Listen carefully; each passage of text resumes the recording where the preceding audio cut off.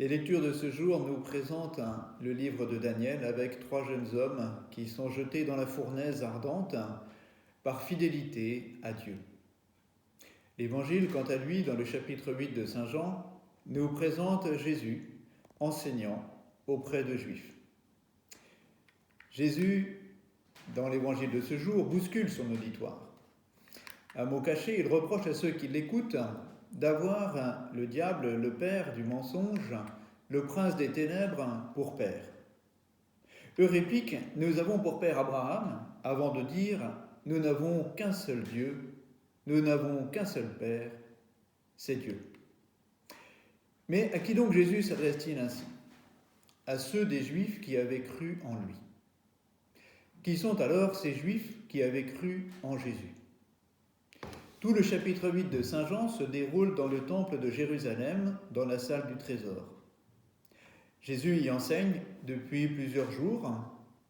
On lui a d'ailleurs présenté une femme surprise en flagrant délit d'adultère, femme que Jésus juge non pas avec dureté de cœur, mais avec miséricorde et autorité.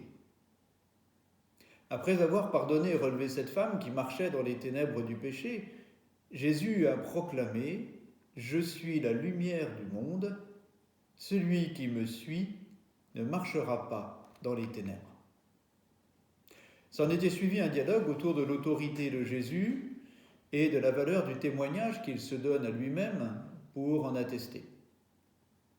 Jésus, plusieurs fois, affirme son autorité et la valeur de son témoignage en les référant à sa relation à Dieu, son Père, qui l'a envoyé, en les référant à sa relation filiale envers Dieu, son Père.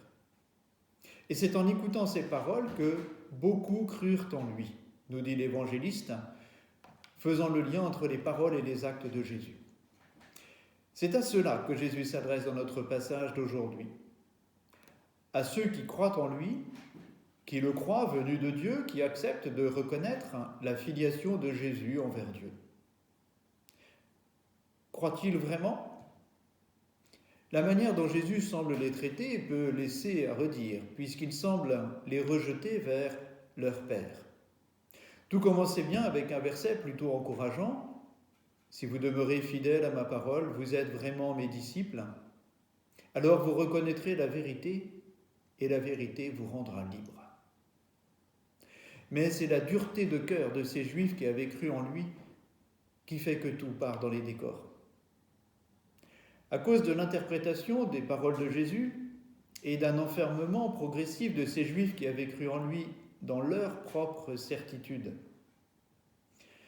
Jésus leur dit « Si vous demeurez fidèles à ma parole, vous êtes mes disciples. » C'est de la fidélité à la parole que naîtra la vérité. La vérité ne vient pas de la seule référence à Abraham qu'ils utilisent. Ou alors, leur dit Jésus, il faut faire comme Abraham. La vérité ne vient pas de la seule référence à Dieu. Il faut accueillir vraiment Jésus, le Fils. Jésus pousse ainsi ces Juifs qui avaient cru en lui à dépasser leur certitude pour se laisser transformer par la parole de Jésus, par sa parole de vérité. Non pas une parole de vérité qui serait sur une vérité à croire comme un sujet, mais une parole de vérité par la relation intime qu'elle engendre en celui qui l'accueille. La parole du Fils, parole de vérité, nous plonge dans la communion avec Dieu, dans la vérité de notre relation avec lui. Alors, à l'instar des Juifs qui avaient cru en Jésus, nous aussi, nous croyons en Jésus. Mais méfions-nous de ne pas en rester à ce qui pourrait être des titres de gloire que nous nous donnerions. Notre Père, c'est Abraham, notre Père, c'est Dieu, disait-il. Je suis croyant, je suis catho, je suis pratiquant, pourrions-nous dire. Méfions-nous, car il faut vivre comme Jésus, dans l'intimité de la relation filiale avec le Père. Si nous prenons une petite comparaison, il y a notre Père, notre Papa, qui nous a donné la vie. Celui que l'on a appris à appeler Papa et que, presque dans une démarche venue de l'extérieur, nous acceptons comme tel. Nous acceptons le titre qu'on lui donne.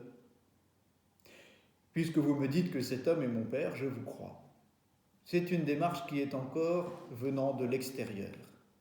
Et puis vient dans notre croissance le moment de passer à une démarche tout intérieure pour accueillir la parole de ce Père, pour accueillir l'amour qu'il nous donne.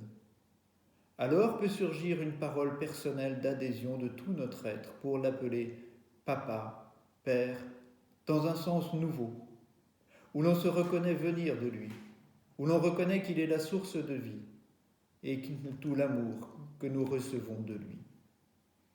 C'est dans cette filiation totalement reconnue et vécue que Jésus, le Fils de Dieu, son Père, nous invite à devenir fils à notre tour. Ne restons pas dans nos certitudes intérieures et des titres « Nous avons pour Père Abraham, notre Père c'est Dieu ». Entrons dans l'intimité de Dieu. En accueillant la parole de Dieu, laissons-la nous habiter et nous révéler l'amour de notre Père. Alors nous serons vraiment fils de Dieu avec Jésus et nous trouverons en lui la paix, la confiance, l'assurance pour affronter la passion comme Jésus, pour affronter les difficultés du temps présent.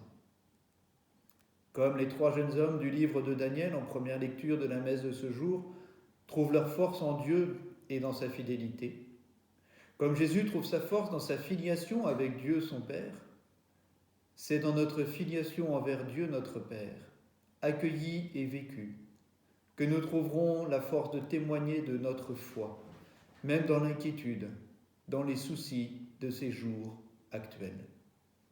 N'écoutons pas la voix du Père des ténèbres, mais celle de Jésus, lumière du monde, et marchons à sa lumière.